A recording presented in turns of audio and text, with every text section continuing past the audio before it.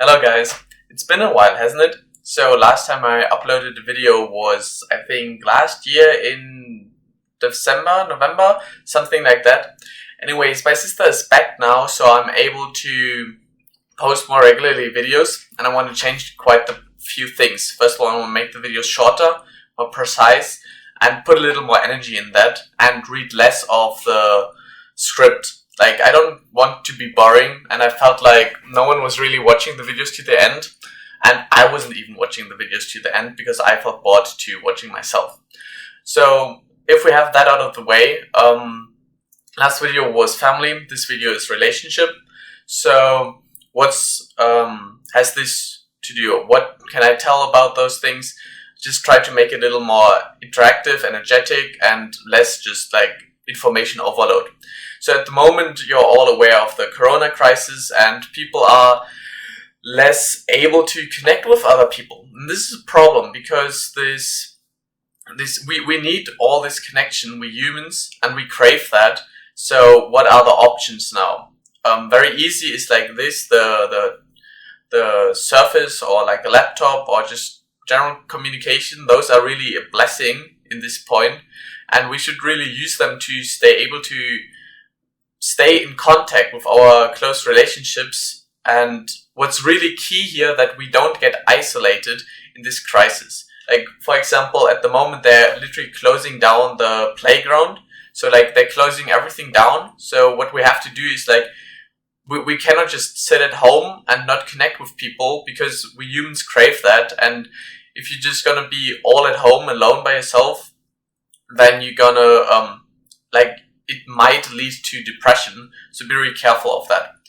So what I wanted to suggest, like if the corona wasn't the topic here, was a different form of meeting up with people. Obviously this is at the moment not really possible, but just hear me out, and eventually this whole thing will blow over. So eventually we will be able to interact normally again.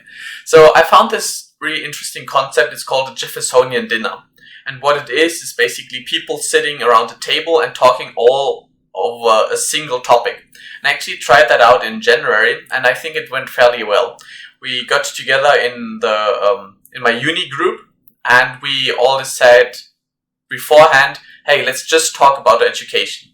And I asked an introductory question, like, hey, who was your favorite teacher and why? And then we got started talking about the education system, and it went very deep, and people shared personal stories. And I found that way more interesting than just going out drinking in a club where you cannot hear each other, you cannot, the music is so loud, and you spend like, I don't know, 10 euros on a cocktail, which is way too much. So I feel like, maybe it's just me, but I feel like just sitting at home, relaxing a little with friends in a neutral environment, and just talking about things that you care about, I feel like this is a lot more deep and connecting. So another part I wanted to also talk about was,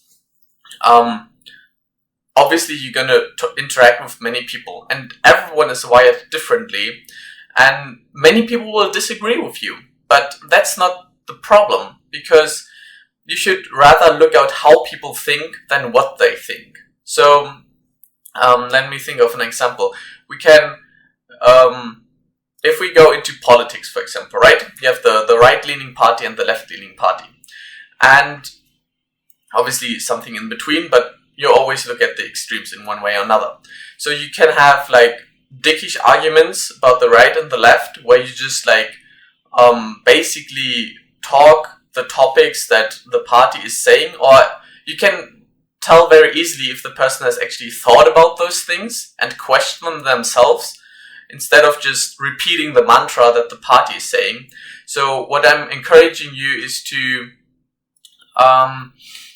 think a little more deeply about those things, like maybe think like a scientist, you know?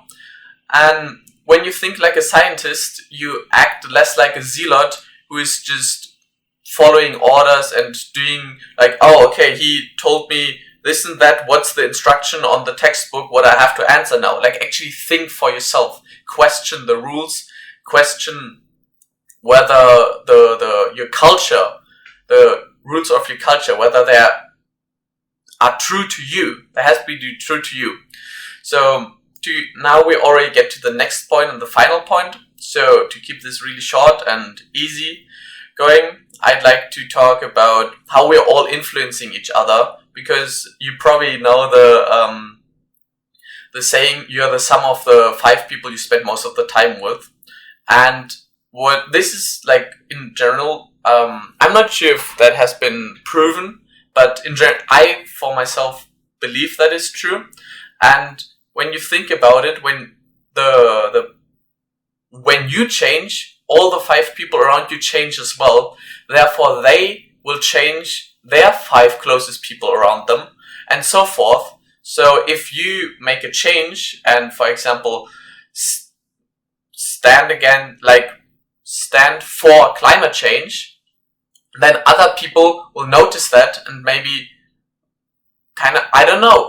follow your lead in that way. So what I'm saying is that the changes that you do have impact on your close environment, obviously, but also it goes way deeper. For example,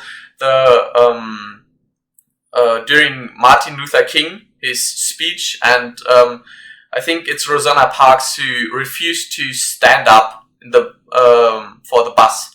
So she was actually this one person, and her not standing up enabled the whole movement to start, basically. And what I'm saying is that every one of us has this power, because our influencing network is literally also influencing the environment we live in, and it could actually lead to like a whole revolution.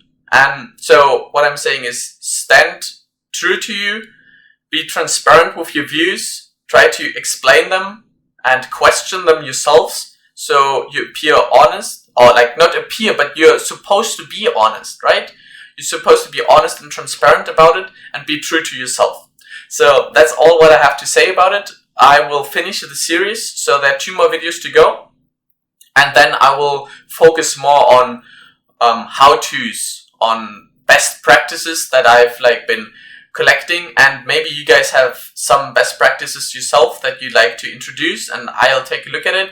At the moment, I'm, for example, reading the book Game Changers, there's so many good practices in there, like dual N-bag and holotropic breathing, and I'll try all of them out myself and then report back to you, and maybe it's something for you and you like to try it too.